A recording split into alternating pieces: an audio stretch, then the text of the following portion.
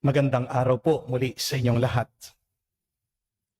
Meron pong isang babae na lumapit po sa akin, kamakailan lang. Iyak na po siya ng iyak. Nasaktan daw siya ng kanyang mister dahil pinagtaksilan siya. Ang sakit-sakit daw ng ginawa ng kanyang asawa sa kanya. At tanong niya sa akin, Father, kailangan ko ba siyang patawarin? Diniretso ko po siya. Sabi ko, hindi. Nabigla po siya. At dagdag ko pa, kung ayaw mong patawarin yung asawa mo, edi wag. Buhay niya po yan eh. Gawin mo ang gusto mo sa iyong buhay. Sabi ko po sa kanya. Pero, ito po ang tandaan nyo. Sigurado, kapag hindi mo siya pinatawad, hindi ka magiging masaya. Ang tanong ko sa kanya, gusto mo bang maging masaya? Sumagot po siya, opo. Edi magpatawad ka. Sabi ko po sa kanya. Ang tanong, alam naman natin, kailangan tayong magpatawad. Pero bakit ba ang hirap magpatawad? Mahirap magpatawad kasi kinakanta natin paulit-ulit ang masamang nangyari sa atin sa nakalipas. Amen? Remember that. You will have a very hard and difficult time forgiving if you keep on singing the old sad songs of your past. Alam niyo po ba yung terminong LSS?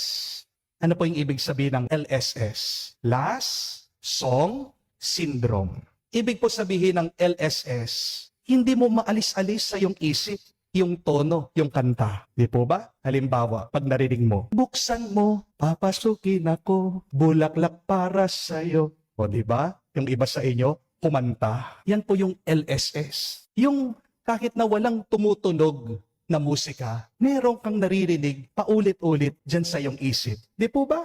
Pero, meron din pong LSS pagdating sa ating mga trauma. LSS means Last Sadness Syndrome. Yung huling lungkot mo, ayaw mong alisin sa iyong isip, sa iyong damdamin. Di po ba? Hanggang inuulit-ulit mo yung lungkot mo, hindi ka makakapagpatawad. At kapag hindi ka nagpatawad, hindi ka magiging masaya, hindi ka magiging payapa. Amen? Mga kapatid, totoo naman po hindi po simple ang pagpapatawad. Nobody has said that forgiveness is easy. Sakit magpatawad. Minsan, parang napaka-imposible pa. Pero kahit na gaano pa kahirap ang pagpapatawad, ano ang utos ni Jesus? Forgive. Magpatawad ka, hindi dahil maliit ang kasalanan ng iba sa'yo. Magpatawad ka kasi deserve mo ang maging masaya.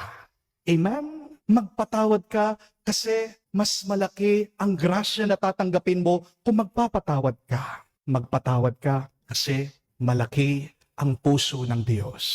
Tandaan nyo na lang po itong tatlong dahilan para makapagpatawad kayo. First one is, forgiveness is for your healing. Akala po natin ang pagpapatawad ay regalo doon sa taong nakasakit sa atin. Hindi po. Ang pagpapatawad ay regalo mo sa iyong sarili. From the word itself, look, forgive.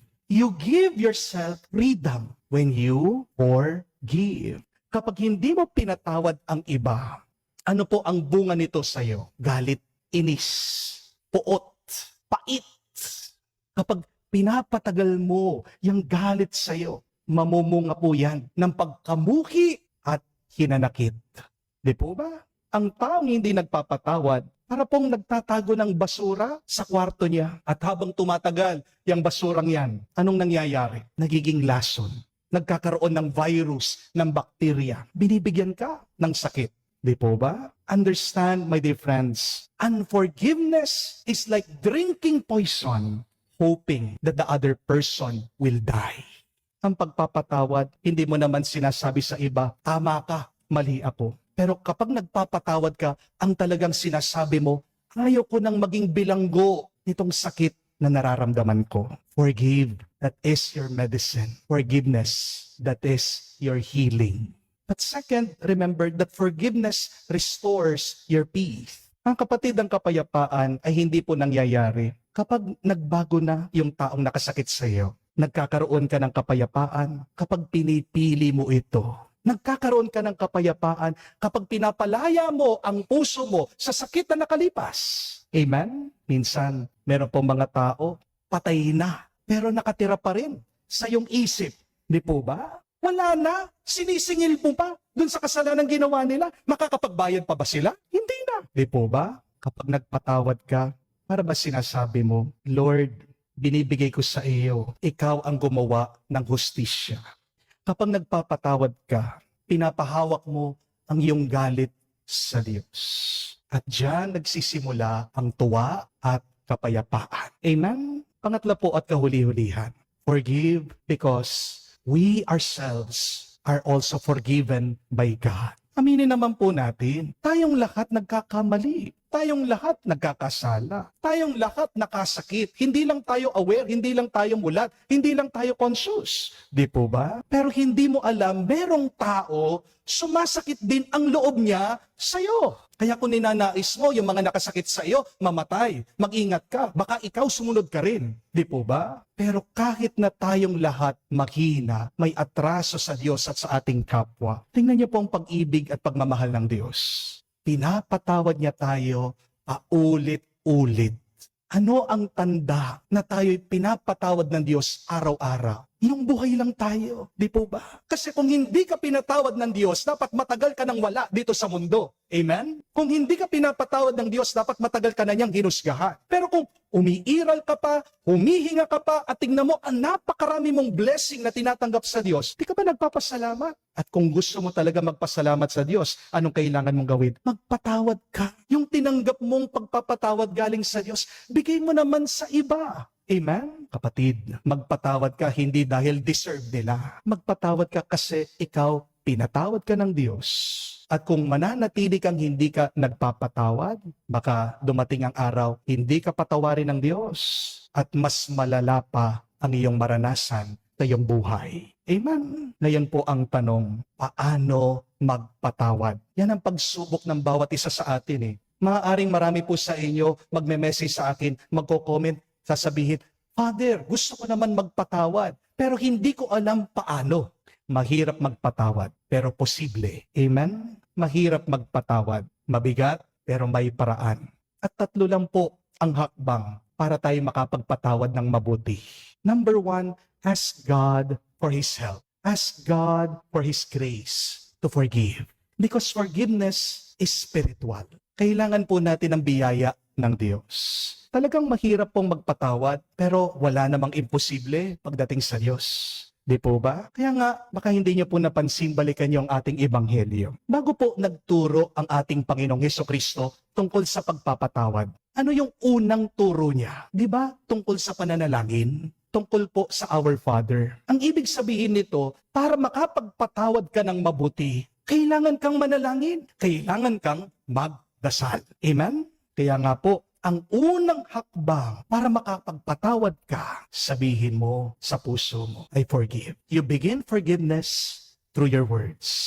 Because eventually, your words will become your actions. Amen? Sabihin nyo din po sa panalangin, Lord, tulungan mo akong magpatawad. Ask for that very specific grace. Lord, help me to forgive. Because your desire to forgive is already a grace. Second, kailangan po gumawa tayo ng espasyo. Set up boundaries. Mahalaga pong maintindihan ito. Forgiving is not trusting again.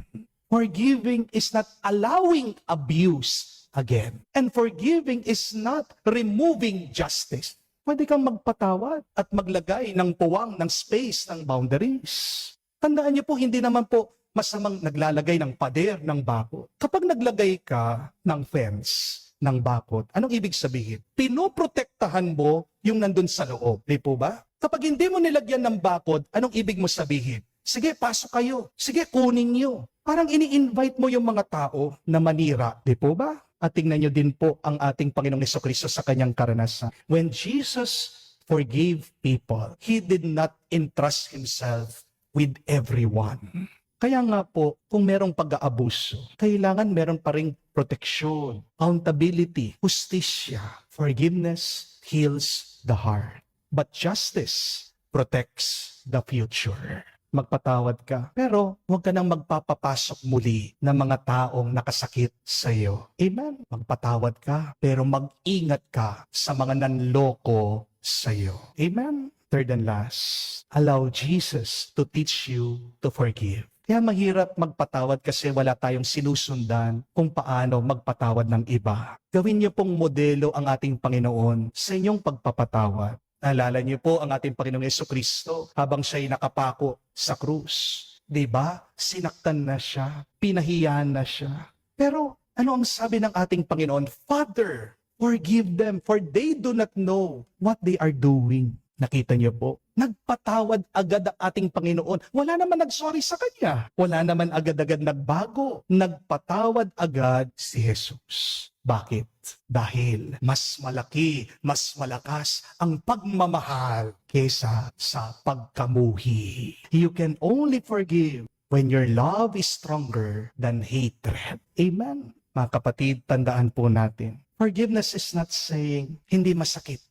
Masakit yung ginawa nila sa'yo. But forgiveness is saying, mas masakit kung hindi ako magpapatawad. Amen? Ang pagpapatawad po ay hindi lang isang gawain. But forgiveness is a process. Hindi mo pwedeng madaliin. Minsan, kailangan araw-araw mo itong ulit-uliting gawin. Pero sa bawat pagpapatawad natin, unti-unting gumagaan ang ating mga puso. Amen? Ang ganda nga po ng kasabihan, ang sabi, holding on to anger is like carrying heavy stones. You suffer more than the one that you throw them at. Sinong mas nagdudusa kapag hindi ka nagpapatawad? Yung nanakit sa'yo o ikaw na nagdadala ng galit? Ang kapatid, ngayon pong araw, may dalawang choice tayo. May dalawa tayong pwedeng pagpilian. Una, pwede kang magdala ng bato sa iyong puso. Pero pangalawa, arinawa, pwede kang magbukas ng puso. Anong pipiliin mo? Ang magdala ng mabigat na bato o ang magbukas ng iyong puso? Magpatawad ka, kapatid. Kung hindi, ang iyong puso ay magiging bato. Amen? Mga kapatid, magpatawad tayo. Hindi dahil ito'y madali, kundi dahil ito ang daan para tayo maging malaya, maging masaya, at maging mas banal.